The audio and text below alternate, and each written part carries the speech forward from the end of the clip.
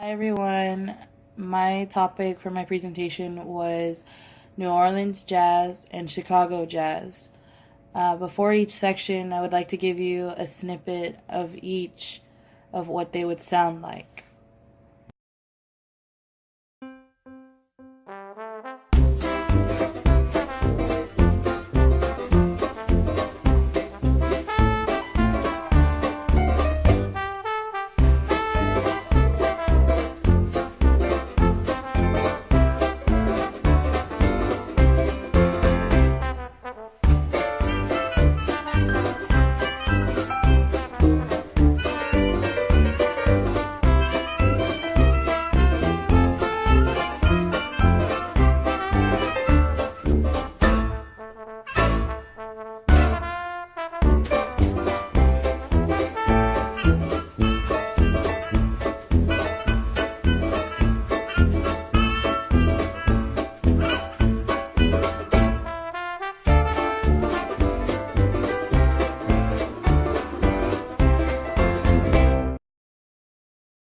After the Civil War, black musicians began playing in their own way rather than before, with that giving it a broader spectrum rather than a set rule or ways of how to produce the type of music that was being produced in New Orleans.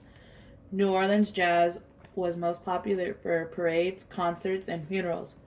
The music is to uplift people in mourning so that they wouldn't be sad for the rest of their day or life about the person.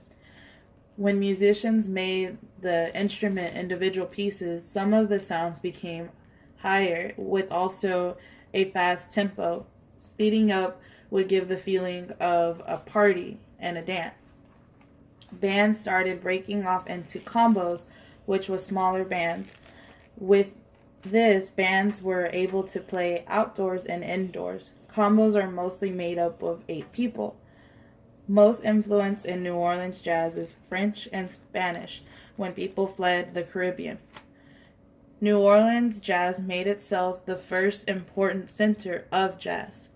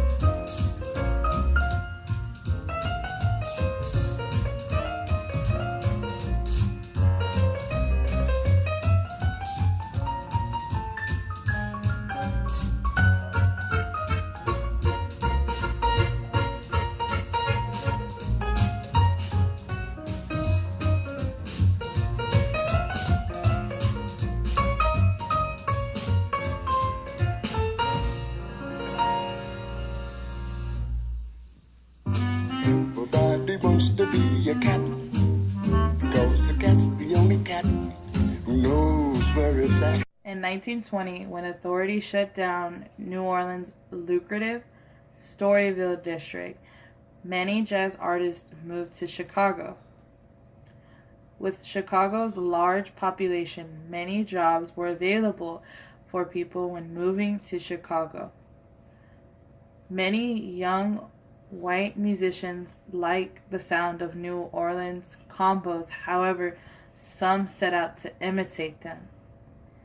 When young white American men wanted to imitate jazz, they called themselves Dixieland, along with the title Chicago or New Orleans.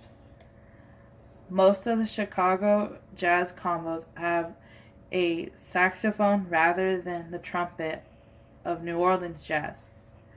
Also, instead of the banjo, Chicago jazz replaced it with a guitar. Thank you everyone for your time, for listening and watching my presentation. Hope you enjoyed and learned something today.